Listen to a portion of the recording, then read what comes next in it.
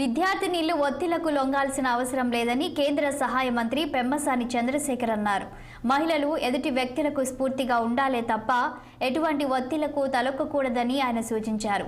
కోల్కతా వైద్య విద్యార్థినిపై జరిగిన తరహా ఘటనలు పునరావృతం కాకూడదని పెమ్మసాని పేర్కొన్నారు. గుంటూరులో చేతన్ ఫౌండేషన్, రోటరీ క్లబ్ సంయుక్త నేతృత్వంలో కమ్మ జన సేవా సమితి ఆధ్వర్యంలో జరిగిన కృత్రిమ అవయవాల పంపిణీ కార్యక్రమానికి కేంద్ర మంత్రి పెమ్మసాని హాజరయ్యారు.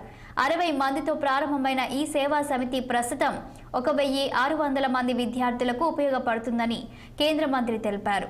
ఇలాంటి ఒక సంస్థను ఏర్పరచాలంటే కేవలం డబ్బుతోనే కాదని కష్టం, తపన, ఆశయంతో కూడుకున్న ఆలోచన ఉన్నప్పుడే ఆచరణ సాధ్యమవుతుందని అభిప్రాయపడ్డారు. చట్టసభల్లో ఒక సమర్థవంతమైన నాయకత్వం ఉండాలన్న లక్ష్యంతోనే తాను ప్రత్యక్ష రాజకీయాల్లోకి వచ్చానని వెల్లడించారు. తన శక్తి మేరకు దేశానికి ఎంత సేవ చేయగలనో అంత చేస్తానని తెలిపారు పెమ్మసాని చంద్రశేఖర్. రాబోయే తరానికి కాబోయే నాయకురాలైనటువంటి మీ అందరికీ ధన్యవాదాలు. ఇందులో నేను 3 విషయాలు మాట్లాడదలుచుకున్నా.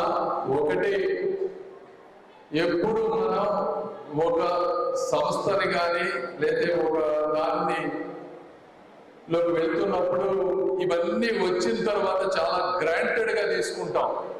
అంటే ఎవరో పెట్టారులే ఈ హాస్టల్, లేకపోతే ఎవరో పెట్టారులే ఈ ల్యాబ్స్ అని.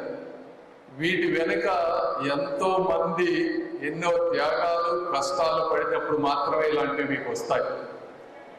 ఎందుకు అంటే మీరు ఎప్పుడైనా సరే ఒక 10 మందిని వెళ్ళి ఒక 10,000 రూపాయల డబ్బులు తీసుకురండి అడిగి ఆ రోజు తెలుస్తుంది మీకు అది ఎంత కష్టమో.